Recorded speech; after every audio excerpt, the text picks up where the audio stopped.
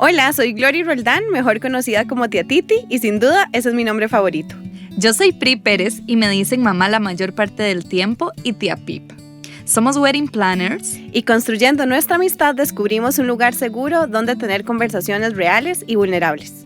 Con vidas muy distintas, pero con mucho en común, decidimos compartir nuestras tardes de café y té en voz alta. Estamos aquí para descubrir juntos la verdad del felices para siempre. Y no, este podcast no es sobre bodas, pero sí de relaciones sanas. Somos espejos. ¿Qué reflejamos?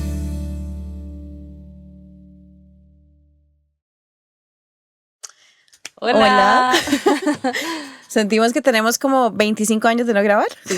Pero es mentira. Pero hoy es un episodio muy especial para nosotras. De forma muy personal, quiero agradecerle a nuestra invitada por estar aquí.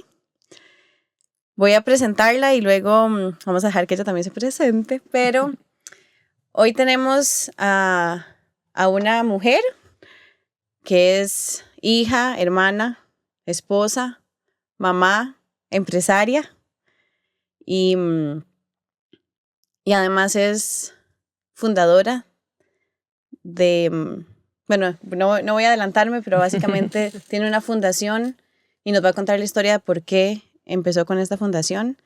Así que Angélica López está con nosotros. Bienvenida. Gracias por estar aquí. De verdad, gracias por aceptar la invitación y por acomodar toda la agenda, porque estoy segura que tanto para Angie como para Pri, siendo mamás, la agenda puede ser un poco más compleja que la mía. Y lo es. Así que gracias, porque sé que hay toda una logística atrás para que tus hijos estén en este momento siendo cuidados y acompañados por alguien más para que vos estés aquí. Así que gracias. Gracias a ustedes, chicas, por invitarme. Estoy un poco nerviosa, nunca había estado frente a una cámara y además hablando. Pero bueno, voy a hacer todo lo posible porque sea fluido. Sí. Sentite en confianza. Normalmente nos olvidamos de estos cables y los micrófonos y estamos acá, seguimos en la conversación que ya empezamos hace rato también. Súper. Pero sí, bueno, muchas gracias por invitarme, porque además sé que es un espacio como para visibilizar un poco la fundación. Entonces, bueno. Gracias. Yo voy a empezar haciendo la primera pregunta y es, contanos, que bueno, Pri hizo esta pregunta antes de empezar el podcast, pero contanos quién era Angélica antes de ser mamá y desde hace cuántos años sos mamá, te convertiste en mamá. Ok. Bueno, me convertí en mamá en el 2018. Tuve mi primer embarazo. Sin embargo, el bebé venía con una malformación que era incompatible con la vida, entonces no seguimos con el embarazo, pero digamos que fue como mi puerta de entrada al mundo de la maternidad. Ya después, en el 2019, llegó Martín y en el 2024, el año pasado, llegó Camilo. Antes de convertirme en mamá,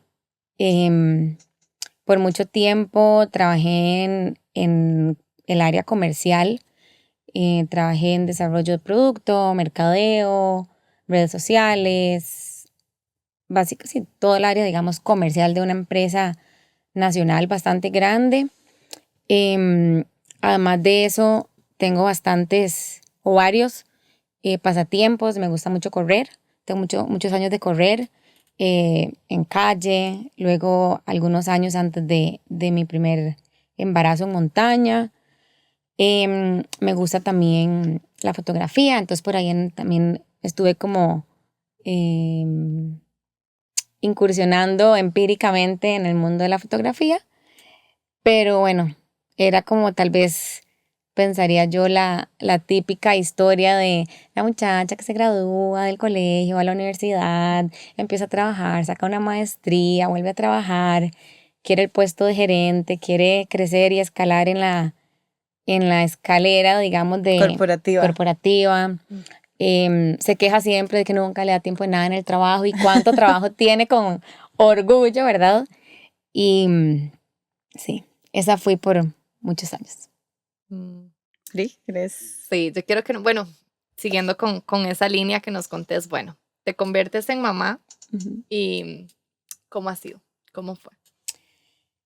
Bueno, yo o sea, dio la casualidad que cuando, justo como en el lapso entre mi primer embarazo, en lo que llegó Martín, nació Martín, en la empresa en la que yo estaba se estaban dando demasiados cambios a nivel organizacional, perdón.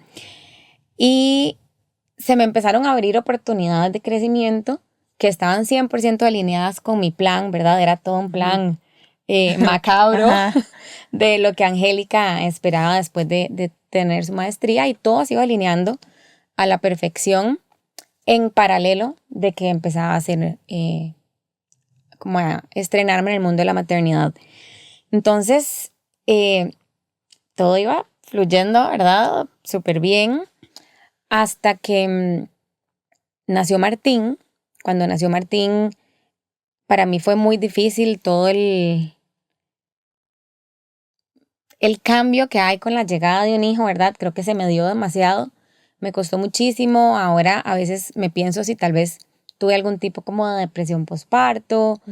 Fue muy intenso, o sea, fue demasiado intenso. No sé si por Martín, no sé si por mí, ¿verdad?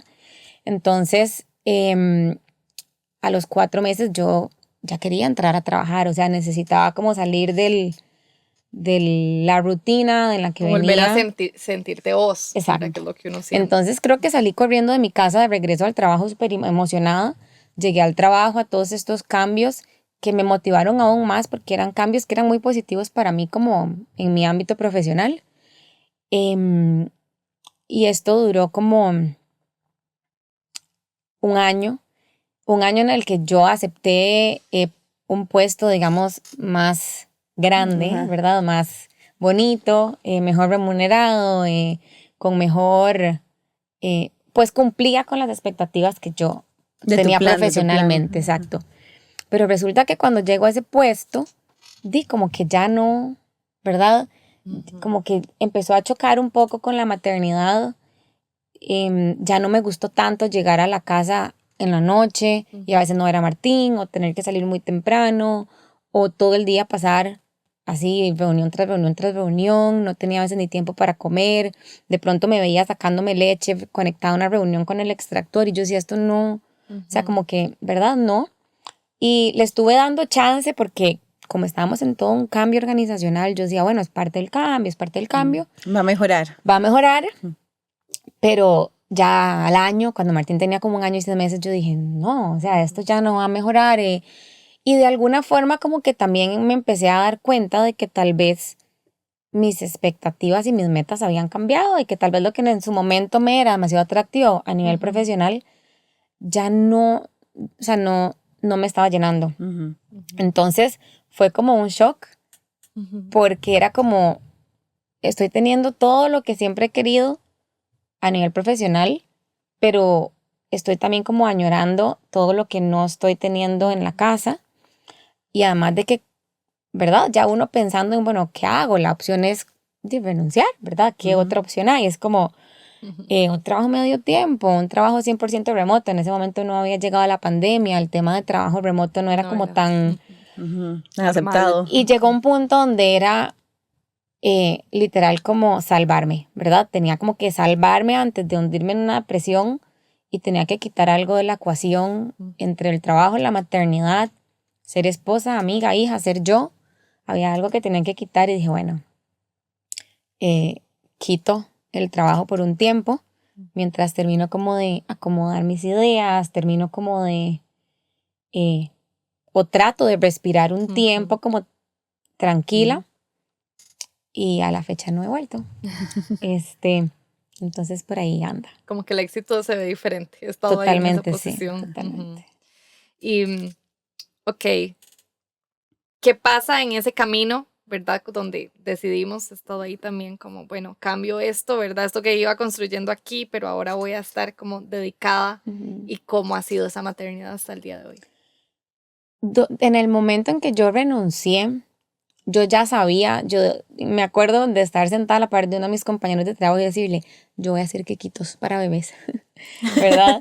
Eso es lo que yo voy a hacer cuando me vaya. Uno tiene como que, no sé, siento que a veces para valer, ¿verdad? No, yo no podía nada más renunciarme para la casa, porque eso era como, impensable. ¿verdad? Siempre Hay tenía que justificar. tener, exacto.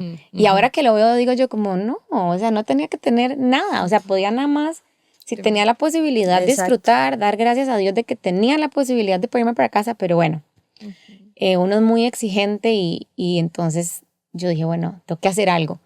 Y Martín ha sido súper alérgico o intolerante a ciertos alimentos desde que nació. Entonces yo siempre buscaba cocinarle. Creo que además como que el cocinar y no era el cocinar de la cena o el desayuno o el almuerzo, era como cositas ricas, ha sido como un lenguaje de amor que creo que aprendí de mi mamá. Entonces para mí era como muy importante poder cocinarle cositas ricas que tal vez él iba a estar como restringido por las intolerancias. Y entonces le empecé a hacer quequitos, ¿verdad? Quequitos de diferentes sabores. Y un día una de mis amigas me dijo, ay, ¿por qué no empieza a vender esto? O sea, porque se lo estábamos dando a Martín, a algunos de los amigos de mis amigas, perdón, de los hijos de mis amigas. Y yo, mira, sí.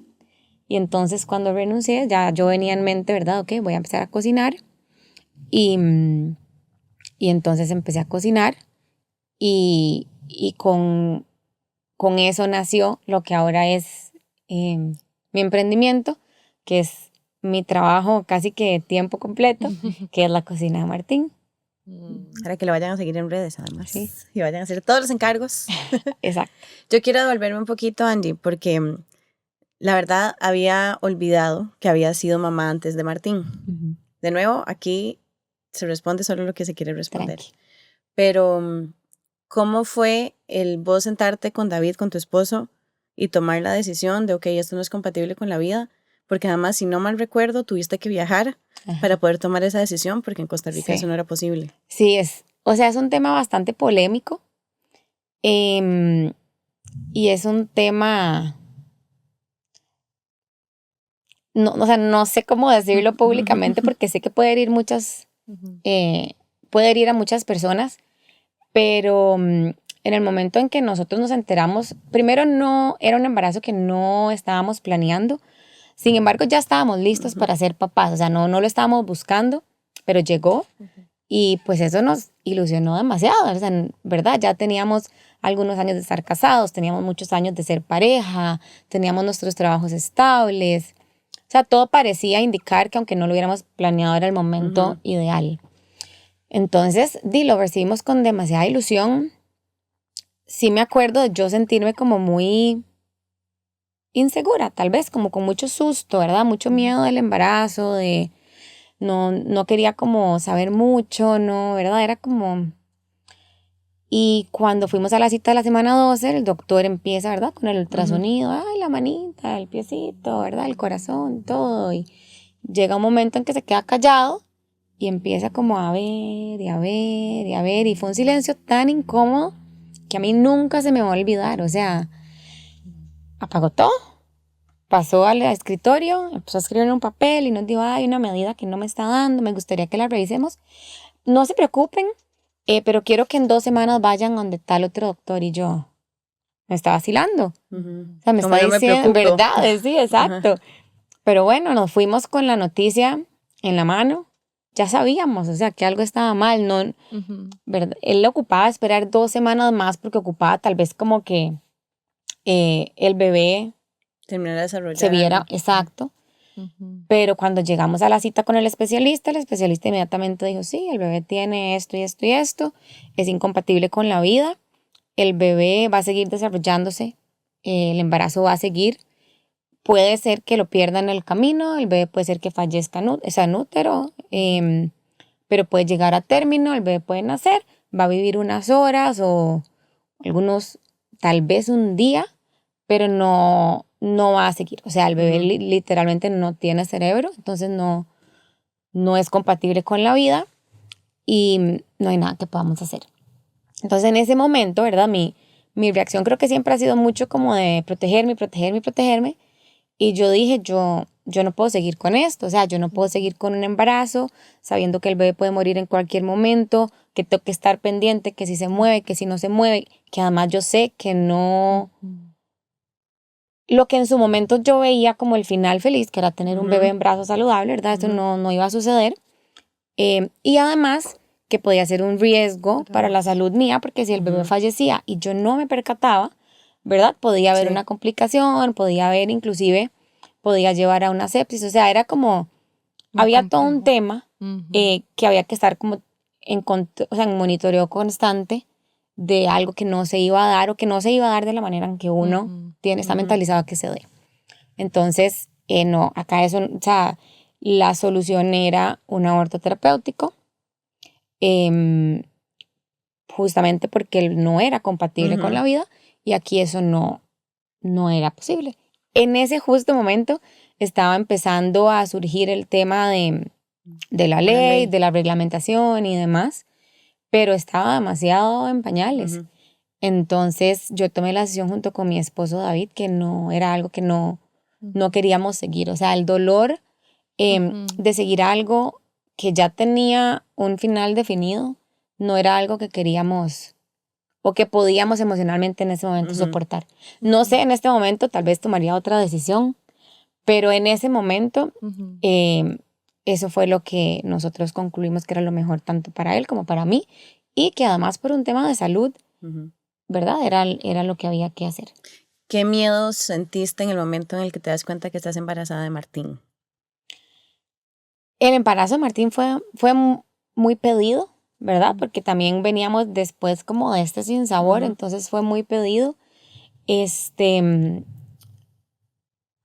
Pero de que viniera sano, ¿verdad? Era Ujú. como que viniera sano, que todo estuviera bien, que la semana 12, que, ¿verdad? Eran demasiadas Ujú. cosas como que se volvían a repetir y Ujú. era como volver a pasar por todo esto Ujú. que ya habíamos pasado y intensificado porque ya habíamos vivido una mala Ujú. noticia, ¿verdad? Entonces, ujú. Irónicamente, el embarazo de Martín, perdón, de Martín, no, de Camilo, fue un poco más tranquilo. Ujú. Aún y cuando en el embarazo de Camilo teníamos ya un diagnóstico de Martín, Ujú. ¿verdad? Que volvía tal vez o que podía como volver a llevarnos como a ese primer embarazo, ¿verdad? Ujú. Entonces tal vez hay algo mal, más allá de fondo, ¿verdad? Que no es solo como el primer bebé, porque entonces resulta que Martín también Ujú. ¿Cuál es el diagnóstico de Martín ahora que lo mencionas? Ajá. Martín tiene una enfermedad genética que se llama Batten, con una mutación específica que se llama CLN6.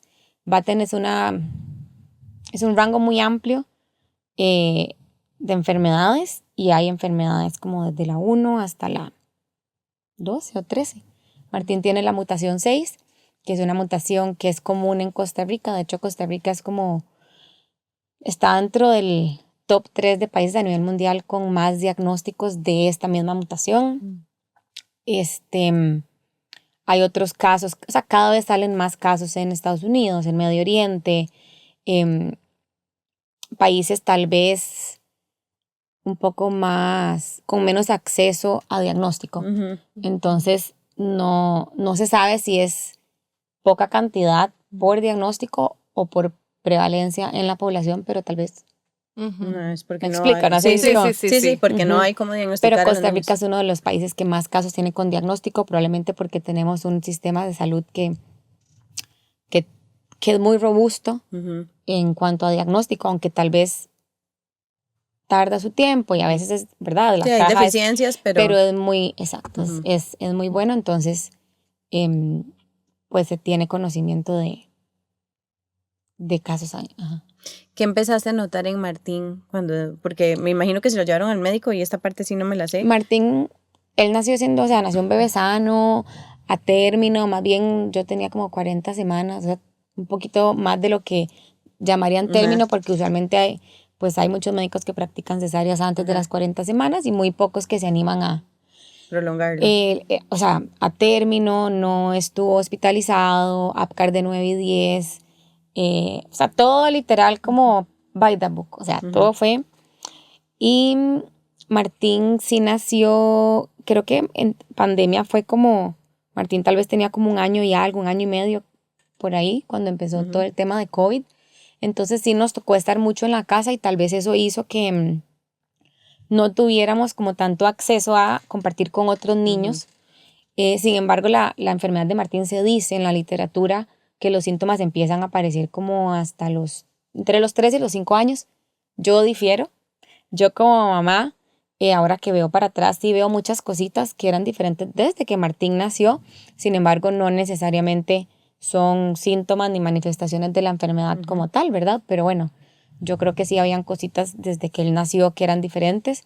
Lo más evidente empezó a ser como cuando ya tenía 3 años, que le empecé a ver como un temblorcito de pierna. Lo que estamos hablando ahora, todo el tema, ¿verdad? Del neurodesarrollo, del el espectro autista y demás. Martín tenía retraso de lenguaje, Martín era como torpe, nosotros vacilábamos de que se cae a cada rato, o no le gusta usar la bici de balance, ¿verdad? O no hace obstáculos. En el kinder, ¿verdad? Le gustaba como comer rápido para irse a ver libros, pero no le gustaba participar en dinámicas del grupo, no se podía estar, sus periodos de atención, que los niños son muy cortos, pero de él eran extremos, o sea, muy cortos, no seguía instrucciones, no formulaba oraciones, tenía un vocabulario demasiado amplio, pero palabras sueltas. Entonces sí, como que habían muchas cositas, ¿verdad?, que nos fueron llevando desde muy temprano a buscar guía en neurodesarrollo, en diferentes terapias, pero no fue hasta que empezaron a aparecer estos movimientos peculiares de las piernitas, como que ya empezó a ser como un poco más, tal vez evidente. A los 3 y medio lo diagnosticaron con déficit atencional e hiperactividad, como en un grado severo que interfería con sus habilidades o su funcionamiento diario.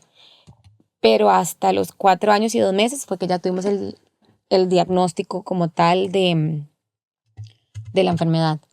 Y lo que pasa es que la enfermedad es como que hay una curva, ¿verdad?, donde va el desarrollo y va la enfermedad. Entonces, si la curva empieza, ¿verdad?, como empiezan las dos juntas, entonces van ahí juntitas, entonces el niño va desarrollando a un ritmo como bien, porque la enfermedad va como ahí, pero llega un punto en donde el desarrollo empieza como a enlentecer y la enfermedad empieza, o sea, sigue subiendo, como digamos. que, exacto. Probablemente yo digo, si su desarrollo neurológico o si su desarrollo, ¿verdad?, siguiera al ritmo de los primeros años de vida, de capaz que iría, ¿verdad? Pero los primeros años de vida siempre hay como un desarrollo súper, ¿verdad?, en el que los empiezan a caminar, a aprender, o sea, son muchas cosas que pasan muy rápido. Pero bueno, entonces llega un punto que es como alrededor de los 3 años, donde ya eso empieza a ser un poquito más lento y la enfermedad entonces como que se empieza a notar más. Y se empieza a notar más. Entonces, nosotros nos íbamos de viaje por un mes y yo digo que es como el sexto sentido, ¿verdad?, como materno, pero yo sabía que había algo y yo creo que casi que desde Martín nació y todo mi tema en que yo tuve que renunciar, todo lo que me costó inicialmente la maternidad, yo ahora digo, es como, yo siempre digo como que el alma lee, ¿verdad?, o sabe cosas que no podemos como procesar racionalmente en el cuerpo. Y yo siempre digo como que mi alma me gritaba, ¿verdad?, como hay algo. Y es súper curioso porque cuando yo empecé en todo este proceso de renunciar, de que ya yo no podía más con el trabajo, yo tuve como una voz en mi cabeza que me dijo, hay algo que usted no sabe que tiene que saber. Es como muy loco. Yo todavía no logro como explicarlo y la gente creo que a veces le cuesta entenderme porque son cosas tal vez muy profundas que no están tal vez en este espacio físico que nosotros estamos. Y yo me puse a investigar como loca. Y yo, de mi familia, de mis antepasados, de mi mamá, ¿verdad? Y yo aquí, mi papá un día me dijo, Angélica, si usted sigue viniendo a esta casa a hacer preguntas, le va a cerrar la puerta, no le va a dejar entrar, porque ya es demasiado. Yo investigaba porque, claro, ¿verdad?, algo que tengo que saber, pero que no sé, ¿pero de qué? ¿De dónde? O sea, son tantas cosas, ¿verdad?, que pueden existir que uno no sabe que... Pero yo entré en este ride de buscar la respuesta a este pensamiento o esta voz que yo tenía, y de alguna forma eso me llevó a sentarme donde un genetista cuando Martín tenía 3 años y medio a decirle, él tiene algo, y el genetista fue como, bueno, no sé, yo lo veo normal, ¿verdad? Le hizo como la revisión que hacen como a vista, ¿verdad? Y fue como, sí, o sea, tal vez sí, puede ser que sea déficit atencional, pero bueno, hagamos una cosa, váyase de viaje tranquila y cuando vuelva vamos a hacer una resonancia como para ver cómo funciona su cabecita. Y teníamos la resonancia, estando de viaje, yo estuve sola, mi esposo se quedó acá, yo estuve sola con Martín y yo empecé a notar como que Martín como que baja las gradas sentado. Y yo, qué raro, Martín no baja gradas. Pero entonces ya uno empieza como a dudar de uno y de, ¿hacía eso o no lo hacía?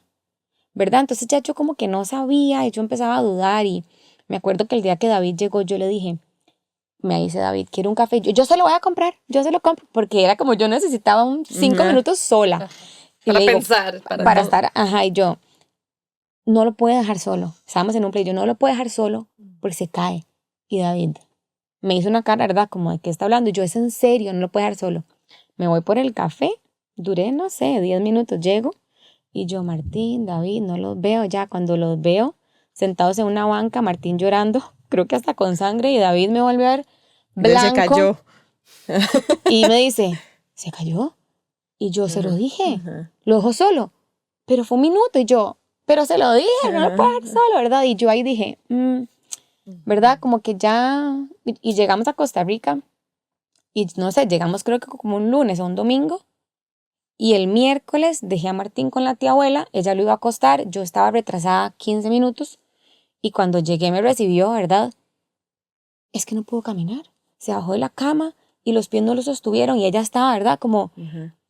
Y yo, ok, o sea, no, tranquila, vamos a ver qué pasa. Y le volvió a pasar enfrente mío, pero ya teníamos la resonancia para el viernes. Yo le escribí al genetista y yo, pasó esto y esto, y me dijo, tenemos la resonancia el viernes, demos chance. Y yo, ok. Llegamos a la resonancia, yo creo que fue el peor día de mi vida, o sea, ver a Martín acostado en una camilla, sedado, en un tubo, solo, en una habitación fría, o sea, fue horrible, pero horrible, horrible. La resonancia trajeron los resultados, al principio eran como bastante esperanzadores, no había como nada a nivel como de la, creo que se llama como la mielina, que es como lo que recubre como el cerebro, que cuando hay neurodegeneración eso se empieza a afectar. No había eso, ¿verdad? Todo como que parecía como, había algo que parecía como tal vez un golpe viejo, pero no era nada como para alarmarse, hasta que lo vio la neuróloga. Y la neuróloga sí vio como que había una atrofia cerebelar del cerebelo. Ajá. Y entonces, bueno, ya vio como otras cosas y eso fue llevando como otros exámenes y ya en diciembre nos dijeron, no, hagamos pruebas genéticas. Hicimos pruebas genéticas y en febrero nos dieron el diagnóstico de la enfermedad, que fue como,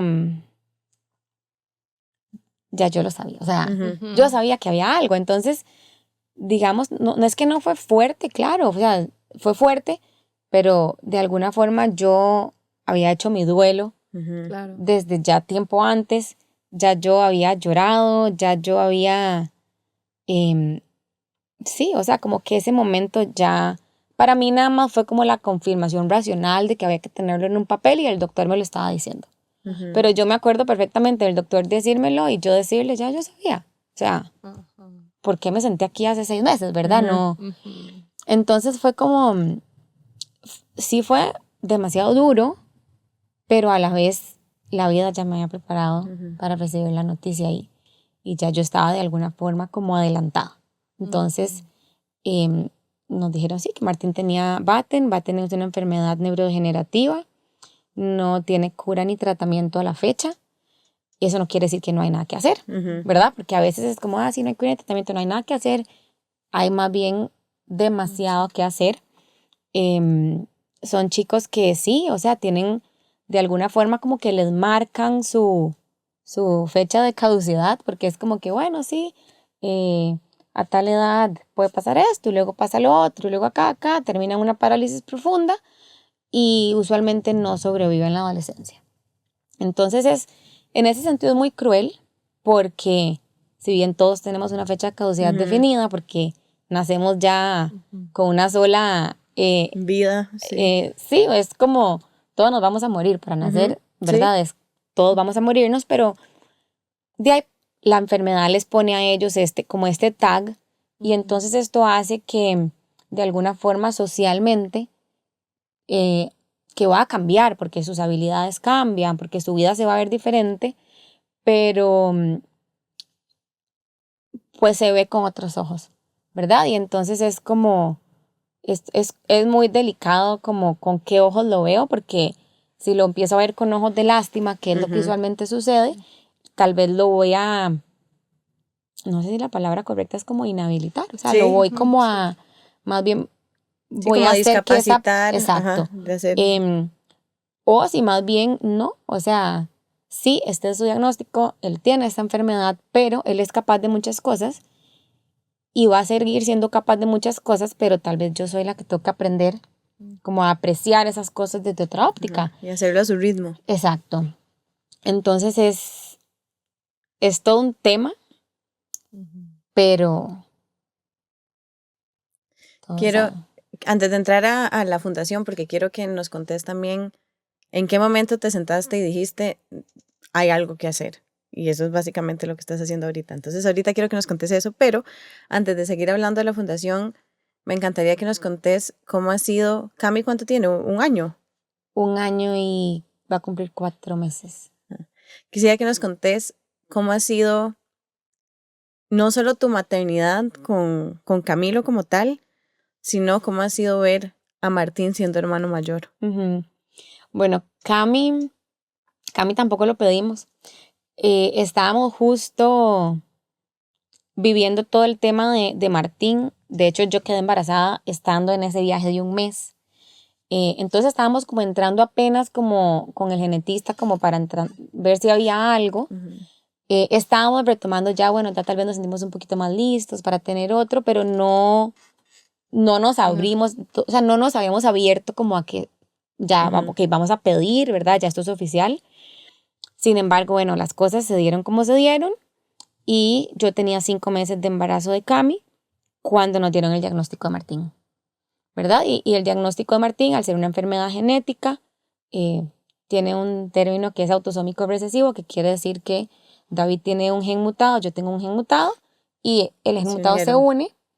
Exacto, entonces hay un 50% de probabilidades de que el bebé esté sano, un 25% de que esté sano, un 25% de que sea afectado como Martín y un 50% de que sea portador. David es portador, yo soy portadora, Cami es portador. Entonces, pero en ese momento no sabíamos eso, Claro. ¿verdad? Cami podía, o sea, tenía las mismas probabilidades que había tenido Martín de ser afectado. Entonces, fue como, ¿verdad? O sea, Sí, como hay forma de saber. estoy embarazada y puede tener lo mismo y esto me causa demasiado ruido mental, pero no puedo hacer nada, o sea, porque además el bebé está bien, o sea, todo está bien. Y, pero también es volver como al sexto sentido, ¿verdad? Había algo que me decía que Cami estaba bien. Entonces, sí, durante el embarazo de Cami me dejé mucho guiar como por ese sentir de que yo sentía que todo estaba bien. Y bueno, Cami nació y le hicimos la prueba genética como hasta los 7 meses. O sea, creo que en mi familia todo el mundo estaba como, ¿por qué no se la hacen? ¿Por qué no se la hacen? Pero al final... Vos ya sabías. Sí, y la prueba no iba a cambiar nada. O sea, tuviera o no tuviera, o sea, igual íbamos a ser la misma familia, íbamos a disfrutar de la misma manera, íbamos a ser felices de la misma manera. O sea, no iba a cambiar nada en ese momento para nosotros. Y esperar los resultados sí nos iba probablemente a traer más ansiedad de lo que no. Pero bueno, un día nada más decidimos ir y hacer la prueba y no le dijimos a nadie. Fue como David y yo fuimos y ya, pues llegó la prueba a Cami y todo bien. Y ya entrando en el tema de Martín, o sea, yo digo que es un súper hermano mayor. Él ama a Cami, o sea, Cami amanece en la mañana y él es el primero en ir a abrirle la puerta. Más bien, no puedo dejarlo salir del cuarto temprano porque si no, él va de una vez a despertar a Cami. Cami duerme más tarde, Martín se levanta súper temprano. Como todo niño, ¿verdad? Le está costando todo este tema como de compartir. Entonces, cualquier cosa que Cami agarra, él es como... Es mío. Pero también estamos en un punto donde ya Martín tiene... O sea, Martín todavía camina, habla, o sea, él todavía es bastante independiente, si necesita apoyo, él tiene que tener una persona con él 24/7, y no es muy ágil, o sea, él, ¿verdad? Su motora fina, su motora gruesa, es como a él, él no inserta cosas, ¿verdad? Entonces, por ejemplo, no sé, si del vaso se le zafa la pajilla, él no puede volver a poner la pajilla en el huequito.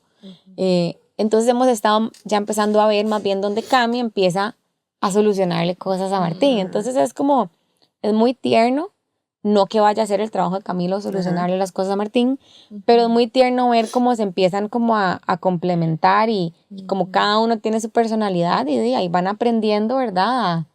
Como a convivir entre ellos. Pero Martín ha sido, la verdad es que es, o sea, no puedo decir que sé lo que es tener miedo de tener o de traer el segundo hijo a la casa porque no. O sea, Martín siempre lo recibió. Creo que David y yo somos muy conscientes como del lugar que cada uno de nosotros ocupa en la casa y nunca para nosotros fue un temor como que, o sea, nunca sobreprotegimos a Martín de la llegada de Camilo. Entonces siempre creo que todo fue como demasiado natural, demasiado como, ¿verdad? Llegó Cami, es la persona nueva, todos nos ajustamos a una persona nueva, no solo Martín. Todos también tenemos derecho como a tener el duelo de ser solo sí, 3. Exacto. O en su momento, cuando éramos 2. Entonces. Cada etapa y cada fase y lo que va sucediendo. Y ahora tal vez a Martín le cuesta un poquito más por el tema de compartir. Tal vez antes no era tanto porque Cami no le agarraba los juguetes. Ahora ya sí, Cami, ¿verdad? Y se los agarra y se los quita y se va y. O sea, y a veces hasta le cierra la puerta. Es como, me llevo este juguete y voy y le cierro la puerta. Pero no, o sea, es súper tierno. ¿Querés? Sí. Porque sé que desde tu perspectiva de mamá, yo también tengo como 7 temas que quiero preguntarle a Angie. Primero, hace un tiempo había escuchado que la intuición es muy poderosa, ¿verdad? Y a veces no la tenemos en cuenta. Entonces yo te escucho y solo podía pensar como confirmando eso, como qué poderosa es nuestra intuición, más como mamás, ¿verdad? Como que hay cosas que uno dice, esto, yo sabía, ¿verdad? Yo sabía que hasta puede trae dolor, pero trae alivio, porque como mamás, todo eso que sentimos, que sabemos que no lo sentimos por casualidad, y no sé, simplemente me recordaba y demasiada admiración, o sea, te escucho y quiero escuchar y escucharte más. Y también, no sé, como desde cada perspectiva, porque cada quien decide cómo quiere ver las cosas, ¿verdad? Cómo quiero vivir esto, cómo quiero enfrentarlo.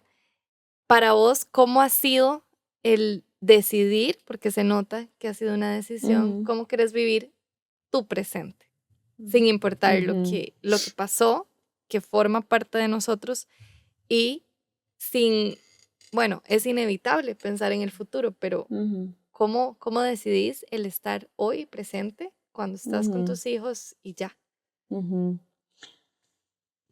Vieras que me lo han preguntado varias veces y nunca sé cómo responder a la pregunta.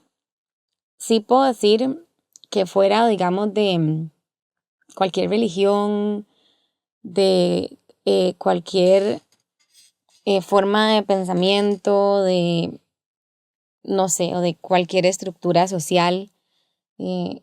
Creo que tuve el privilegio, porque la verdad es que lo veo como un privilegio, de haber tenido acceso como a muchas herramientas espirituales que de alguna forma moldearon la Angélica que recibió el diagnóstico de su hijo. Entonces, antes de yo recibir el diagnóstico de Martín, ya habían muchas, ¿cómo se dicen? No sé si son reglas sociales o como expectativas sociales o muchos mandatos sociales que a veces no los percibimos como tales, que ya yo lo sabía, o sea, ya... De una vez como... Sí, no. ya había como... Que ya no resonaban con vos. No, que ya me había empezado a cuestionar demasiadas cosas y con tal vez como despertar, me vi inmersa como en otro mundo, como en otro mundo donde hay otras posibilidades, donde hay otras formas de comunicarnos, donde hay otras formas de vivir.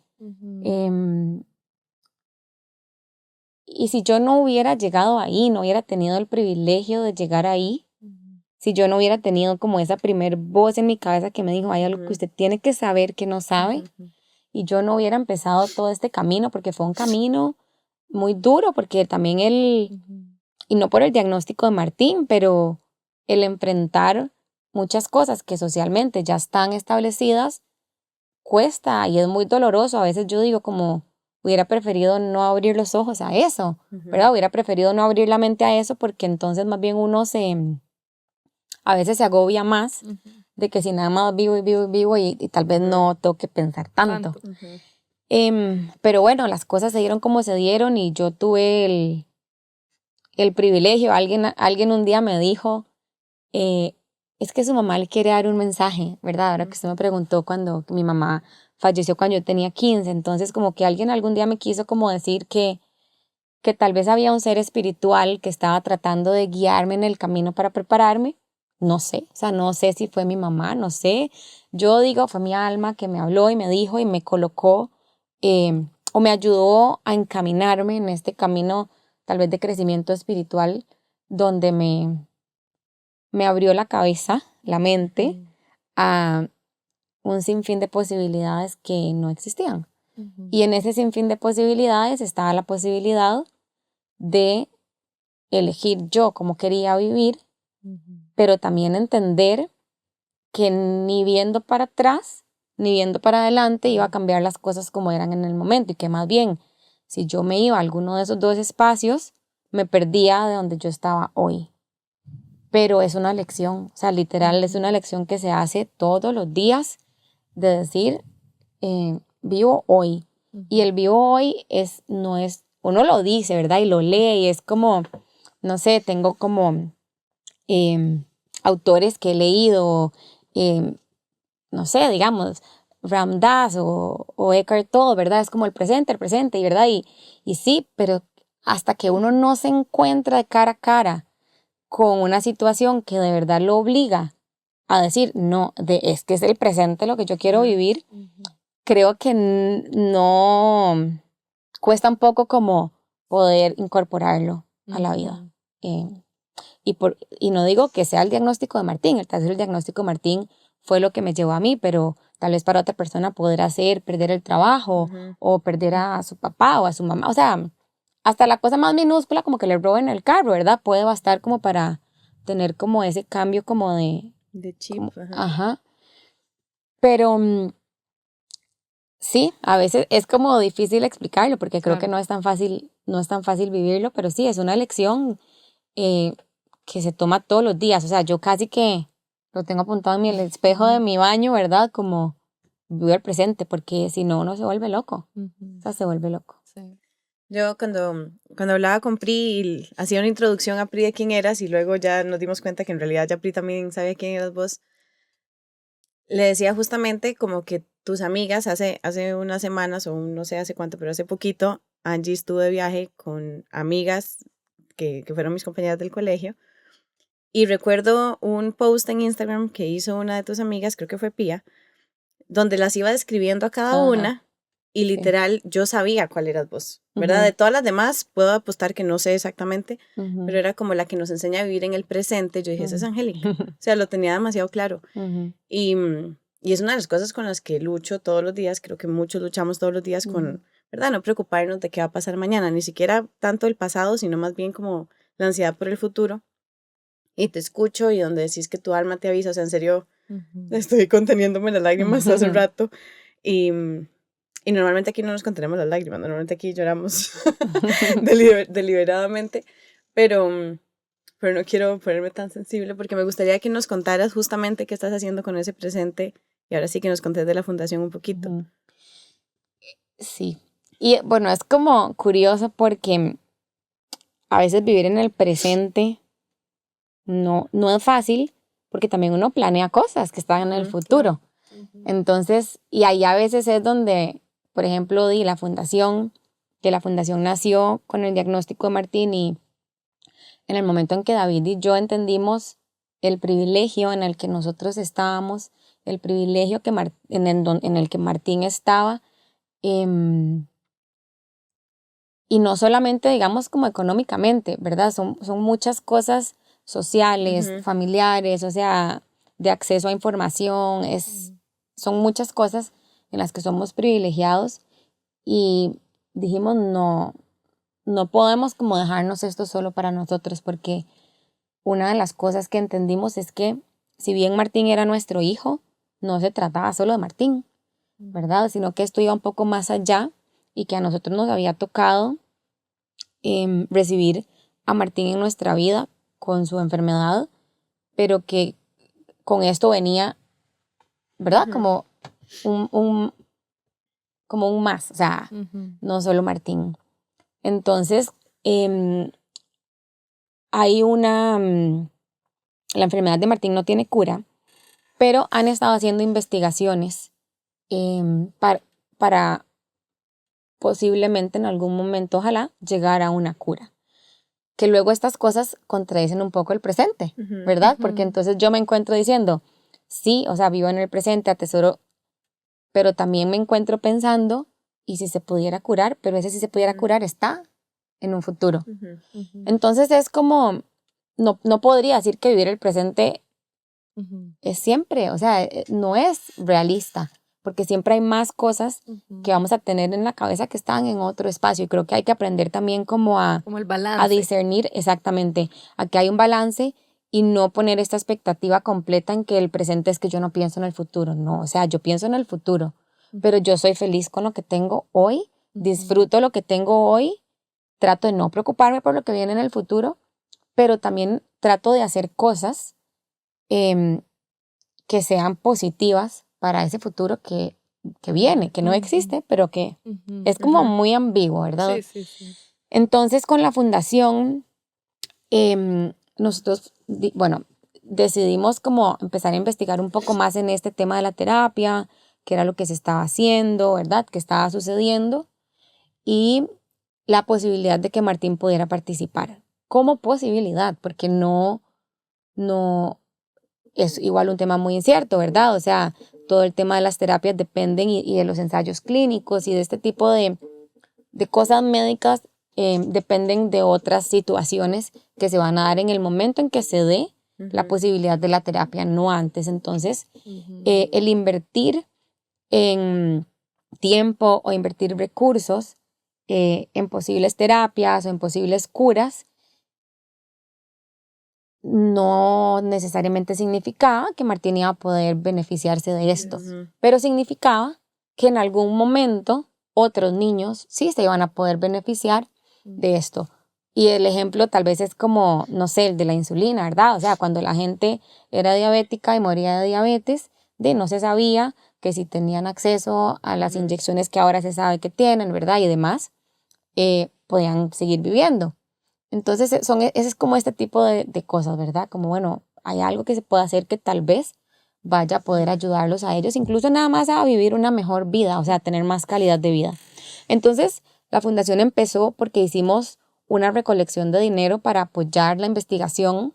Lo que pasa es que esta recolección de dinero fue más allá de lo que nosotros pensamos y entonces dijimos, bueno, ¿y qué pasa si ayudamos a esta familia? Porque empezamos a conocer familias que también tenían hijos con Batten y que tenían necesidades y dijimos, ¿y qué pasa si ayudamos a ellos con esto? Ay, no, y aquella otra familia ocupa lo otro. Pero también está la investigación, entonces dijimos, bueno, la única forma de hacerlo es como crear una estructura legal por medio de la cual podamos recolectar fondos y decir, ok, vamos a destinarlos a investigación o para ayudar a familias, o, ¿verdad? Y entonces así nació la fundación. Creo que ahora se dio como un poquito la vuelta y ayudamos un poco más a familias de lo que hacemos a investigación, porque también la investigación no se beneficia con números de 6 cifras, ¿verdad? O sea, es el mundo médico, farmacéutico y demás es muy complejo y es mucho dinero el que hay de por medio. Entonces hemos estado enfocándonos un poco más en ayudar a familias, a que los chicos puedan tener acceso a cosas que les ayuden a tener una mejor calidad de vida, alimentación, entonces una guía de alguien que pueda guiarlos en una alimentación, ¿verdad? Para poder beneficiarles la parte neurológica, suplementación, terapias, que ocupan ir, no sé, al neurólogo, que ocupan una silla para la ducha porque el chiquito perdió movilidad y ya no se sostiene y resulta que la silla plegable ya no es suficiente y ocupa algo diferente. Una silla para comer, o sea, es súper irónico. Martín tiene 5 años y medio y Martín ahorita está comiendo en una silla de comer que me dieron en el baby shower de Camilo. Entonces, este tipo de cosas, o sea, tratamos de, por medio de la fundación, ayudar a las familias con la necesidad que tengan, ¿verdad? Algunos necesitan terapia respiratoria, otros necesitan la silla de baño, otros necesitan un coche porque la chiquita ya no camina como antes o dejó de caminar, pero tiene que hacer todo el trámite de la silla de ruedas en la caja y no es tan rápido. Entonces, estamos apoyando a familias. Y también una parte muy importante que es la parte de concientización, o sea, toda la parte de educación a la población,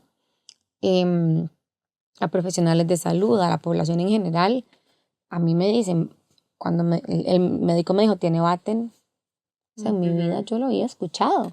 Ni siquiera había cruzado por mi cabeza que algo así podía suceder en un niño. Es como, yo ahora digo, wow, o sea, como que ingenua pensar o asumir o simplemente vivir la vida como, los niños siempre nacen sanos, o algunos se mueren cuando nacen, ¿verdad? O hay diferentes síndromes, pero el entender que habían niños que nacían sanos, que desarrollaban sanos y que luego empezaban a regresar hasta terminar en una parálisis profunda, eso no existía en mi cabeza.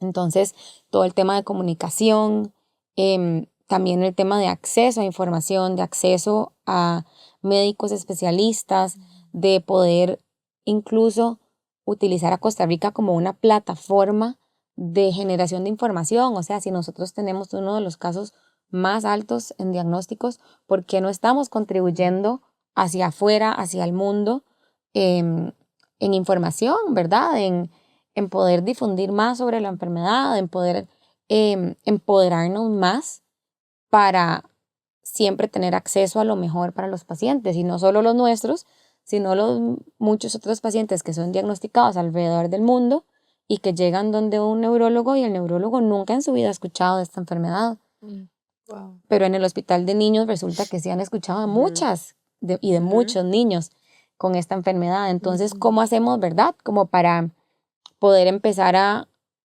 suena feo, ¿verdad? Pero como hacer referentes, o sea, a poder salir afuera.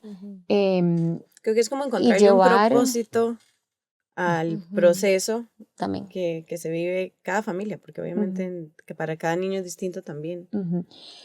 Y obviamente pues gracias a Dios los recursos nos lo han permitido. Nos han permitido poder cuidar de Martín y también poder poner un poco de nuestro esfuerzo y de nuestro conocimiento, porque al final es, ¿verdad? La educación es poder y siendo profesionales, uno tiene acceso a mucha más información sí, que en tal vez muchos otros otras. lugares. Sí, ese amor y empatía que ustedes están teniendo al pensar, como decías ahora, bueno, no solo es Martín, Martín representando otros casos, otras familias y otros niños, pero no todo el mundo tiene ese grado de empatía y amor y de decir como, ¿qué más puedo hacer mientras yo también estoy pasando por algo difícil? Lo valioso. Perdón, esto se había caído, yo no me había dado cuenta. Tranquila, igual de fijo se escucha. Aquí todo es muy orgánico. Angie, quiero que nos contés cómo podemos ser parte de la fundación o cómo podemos ayudar a la fundación. Bueno, pueden buscarnos en redes sociales como Fundación Batten Costa Rica. Batten con va doble con doble T. Ajá, Y con B de bueno. Exacto. Y en redes sociales estamos compartiendo información. Ahí, si tenemos algún evento de recolección de fondos, también estamos compartiendo. Entonces, sí, casi que todo es por redes sociales. Así que, ya Facebook saben, e Instagram. Ya van 2 cuentas que deben de seguir de Angie. Y ahora también se las dejamos. Exacto, ahora se las vamos a poner en la descripción también. Fundación Batten Costa Rica y La Cocina de Martín. Exacto. Pri, ¿querés preguntar algo más? Sí. Mi última pregunta. yo tengo otra. Adelante. Y es muy simple. ¿Y cómo es un día a día en la familia? Un día a día de tal vez de tus favoritos podría ser. Ok. De mis favoritos. Se cayeron todos los celulares. Bueno, primero, nuestro día siempre ha empezado temprano. David y yo, los dos corremos y siempre nos ha gustado madrugar para correr. Sin embargo, ahora nos toca madrugar porque Martín se levanta muy temprano. Una de los síntomas que la enfermedad tiene son alteraciones de sueño. Entonces hemos estado ya por algunos meses en que Martín se despierta más temprano de lo usual, que siempre, o sea, siempre ha sido madrugador, como 5, 6, jamás llegar a las 7. O sea, lo más contadas, yo creo que con mis 2 manos en sus 5 años y medio de vida es a las 6:30. Pero usualmente es muy temprano. Las últimas semanas incluso ha sido como a las 3 de la mañana. Entonces, a esa hora tratamos de que se vuelva a dormir o le ponemos un audiolibro. A veces tratamos de darle algún medicamento para que vuelva a conciliar el sueño, porque si no también el sueño puede desencadenar otras cosas. Pero bueno, entonces empieza muy temprano, pero ya a las 5 ya estamos despiertos. A las 5 nos turnamos David y yo. A veces David sale a hacer ejercicio, a veces salgo a hacer ejercicio yo. El que se queda en la casa está pendiente de Martín y si Camilo se despierta.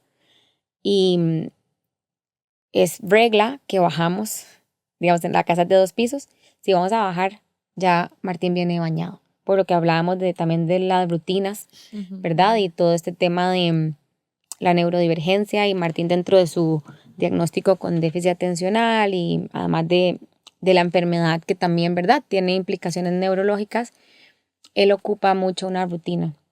Entonces, bueno, para que todo fluya, y tal vez sea de mis días preferidos, sí es, o sea, tenemos que tener una rutina muy clara. Entonces ya cuando ya llegamos de hacer ejercicio cualquiera de los dos, ya Martín está bañado, ya estamos abajo, ya las muchachas que nos ayudan están en la casa. Tenemos una muchacha que nos ayuda con Martín. Martín no va al kinder. Este año tomamos la decisión de que Martín ya no iba a asistir más al sistema.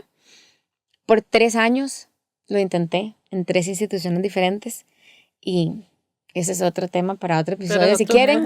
Pero bueno, Martín ya no va al kinder. Martín recibe muchas terapias.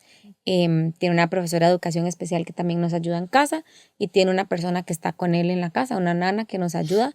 Martín no puede, él avisa cuando va al baño, pero no puede ir al baño solo. Tiene dificultad incluso para comer solo, entonces sí él ocupa a alguien que esté ahí. Entonces, bueno, es un tumulto de gente en la casa, entre la muchacha que nos ayuda, la nana de Martín y nosotros. Pero bueno, usualmente desayunamos todos juntos, que es como una de mis partes favoritas del día. Y eso es como ya tradición desde siempre. O sea, David y yo siempre hemos desayunado juntos. Entonces nos sentamos todos juntos, desayunamos. Luego, por lo general, Martín tiene alguna terapia que lo llevo yo. Muchas veces lo lleva mi papá o la esposa de mi papá, que nos ayudan mucho también. Los abuelitos nos ayudan mucho. Entonces vamos a alguna terapia. Y así estoy yendo y viniendo. Luego almorzamos juntos, Martín, Camilo y yo. Después Camilo hace su siesta, Martín y yo vemos un ratito tele como para bajar revoluciones. Y yo usualmente trabajo en las tardes, como 3 tardes a la semana trabajo o en la cocina de Martín, o en cosas de la fundación, o en cosas de la casa. Y si fuera mi día favorito, nos vamos para la playa. Y si fuera el día favorito de Martín y de mi esposa, nos vamos para la finca. Pero, le encantan los caballos a Martín, ¿verdad? Demasiado. A los dos, a Camilo también. Camilo también. Sí, les encanta la finca, los caballos, las vacas, o sea, los trastorna. Pero ahorita estamos en una racha de playa, entonces están emocionados porque aparte de eso en la playa también hay caballos. Entonces es como un balance combina. Perfecto. Ajá, a mí me encanta la playa, a ellos los caballos, entonces está bien equilibrado. Pero los días son muy intensos, o sea, requiere demasiada coordinación, requiere mucha logística. Aparte de eso, Martín toma algunos poquitos medicamentos y muchos suplementos, entonces tenemos que estar como pendientes de dárselos. tiene una alimentación que yo digo que así debería ser la alimentación de todos, pero bueno, él tiene una alimentación muy sana y cumplimos mucho los tiempos de comida dentro también del horario. Entonces sí es como muy estructurado y hay como tal vez tengo como muy poco tiempo para respirar. Es como se levantó, desayunó, nos alistamos, nos fuimos a la terapia, vinimos, ahora Camilo, ahora Martín, ahora el almuerzo, ¿verdad? Y uno es como un pulpo aquí tratando de estar como en todo lado. Y entonces los días son muy intensos. Muy intensos. Martín es intenso. Es lo más lindo del mundo, pero él es bien intenso y él es un escapista por excelencia desde que nació. Entonces es como que hay que estar pendiente de él siempre porque no puede andar solo porque en cualquier momento se cae o si convulsiona, no sé, ¿verdad? Es como hay alguien que tiene, o sea, alguien tiene que estar con él. Entonces uno nunca almuerza tranquilo, nunca... Y es otro nivel de tranquilo, no es el tranquilo porque yo con Camilo, digamos, digo, sí, yo no como tranquila y a veces anda como gateando, ¿verdad? Pero con Martín es otro nivel porque ya él es un niño grande, es como, ¿verdad? No podemos, digamos, salir a comer, digamos, es imposible salir yo con los dos chiquitos, o sea, salir yo y los dos chiquitos, no, ni nadie, o sea, incluso muchas veces los abuelitos ocupan llevar a Martín o van a llevar a Martín a terapia y me piden que vaya la nana, ¿verdad? O si me los pueden cuidar un momentito en la casa, y muchas veces prefieren que la nana esté ahí porque de verdad que dejarlo desatendido en un ir segundo, al baño, lo que sea. En un segundo subió las escaleras, está en el segundo piso, ¿verdad? Pero de ahí al subir las escaleras es súper peligroso, bajarlas no quiero ni pensarlo. Entonces es bien intenso porque siempre hay que estar pendiente. Yo voy a contar una historia. De hecho, Pri estaba conmigo trabajando en esa boda, pero tuvimos el gran regalo de acompañar a Diana y a Fede, que son los hermanos, la hermana y el cuñado de Angélica. Y bueno, saludo a los dos porque los amo con todo mi corazón. Pero me acuerdo perfectamente que justo después de la ceremonia nadie encontraba a Martín. Sí. Y yo nada más le dije a todas las chicas, estábamos como 5 o 6 ese día, y les dije, busquen a Martín ya. O sea, no sé, dejen de hacer todo lo que estén haciendo a la boda, pero hay que encontrar a Martín ya. Y igual estaba con la nana, pero estaba subido en un tractor, porque él vio un tractor en la finca donde era la boda, y me acuerdo perfectamente verlo en el tractor allá. Feliz de la vida. Feliz de la vida, yo preocupadísima que dónde está Martín, y que además obviamente que la tía no se diera cuenta porque era la novia y que Dianita no se preocupara. Sí. Y me acuerdo, y Angie fue como, no, está en el tractor. O sea, mira, fue como, está súper tranquilo en el tractor. Entonces ahora que decís que es escapista profesional, me acordé justamente de ese ratito en la boda donde todos decíamos, ¿dónde está? Allá, con la nana, gracias a Dios estaba acompañado. Y yo creo que yo a veces o sea, yo lo digo, pero yo creo que hasta que la gente no lo vive, no entiende lo que yo digo cuando digo que es un escapista. O sea, es otro nivel de escapismo. Sí, eso fue muy gracioso, se me ha olvidado. Yo tengo una última pregunta, Angie, porque sé que tu tiempo es valioso y que además es tiempo que también le estamos robando a Martín y a Camilo estar con su mamá. Pero quiero preguntarte de nuevo aquí 100%, de nuevo, se contesta solo lo que se quiere contestar. Tengo una pregunta medio compuesta. La primera es, ¿sentís, y yo creo que yo misma me estoy respondiendo la pregunta, pero sentís que si tu mamá hubiera estado, tu maternidad sería distinta?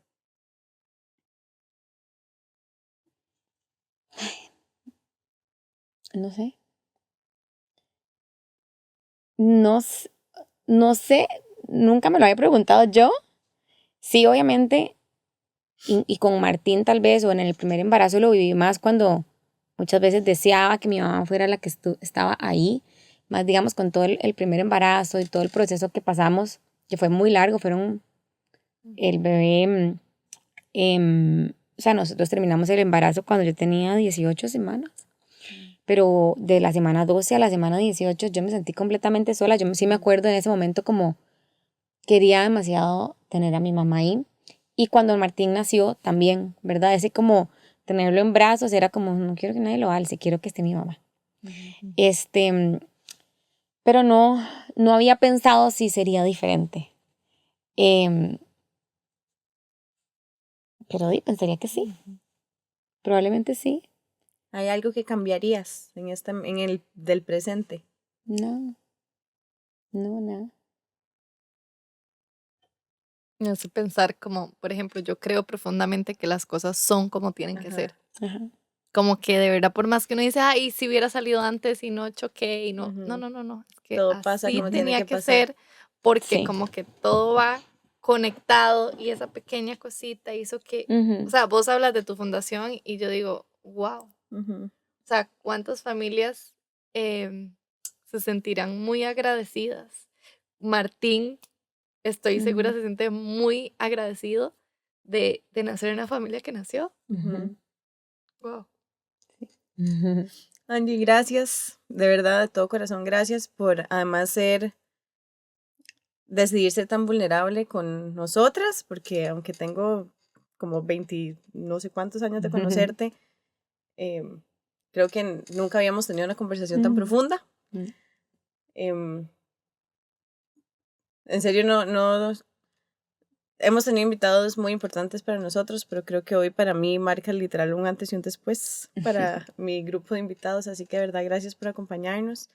Lo extiendo desde mis amigas que vi ayer, de mi hermana, de muchísimas personas, en serio, no por lo que estés viviendo con Martín únicamente, porque eso también es admirable, sino por la forma en la que lo haces y justamente por la forma en la que estás decidiendo vivir tu presente, siendo mamá de 2, que ya de por sí es caóticamente hermoso, sino con toda la intensidad que eso involucra y aún así decidir hacer algo por las demás personas y no solo por tu hijo. Así que gracias por sacar el ratito. Yo voy a hacer un anuncio comercial. Angie me está dando el privilegio y merecido de trabajar junto con la fundación en algunos proyectos. Así que también estén atentos a las redes sociales de Wanderlust. Estamos en este momento buscando padrinos de decoración, así que proveedores aparezcan para un proyecto muy lindo en diciembre, un mercadito navideño. Así que yo sé que todos están escuchando, sé que todos quieren participar, así que, o sea, quieren ayudar y no saben cómo, escriban. Escriban que y aquí pregunten. hacemos espejos, Ajá. a Postdata, a Wanderlust, a Fundación Batten, a la Cocina Martín, o sea, escriban donde necesiten para recibir la información con la que pueden aportar, que no siempre es dinero, que creo que eso es otra, que mucha gente es como, no tengo plata. No se necesita solo dinero, o sea, se necesitan recursos, se necesitan manos, se necesita creatividad, así que todo lo que O tenemos son contactar a talentos. alguien que conocen, que saben que puede. Exacto, todo talento y toda habilidad es recibida, así que estén pendientes. Angie, gracias. Y de todo muchísimas corazón. gracias. Gracias a ustedes, chicas. Gracias. Y nos vemos. Porque Sí. es un espacio para exponer también a la fundación que es Sí. muy cercana a mi corazón. Gracias. Así que gracias. Nos vemos. Chao.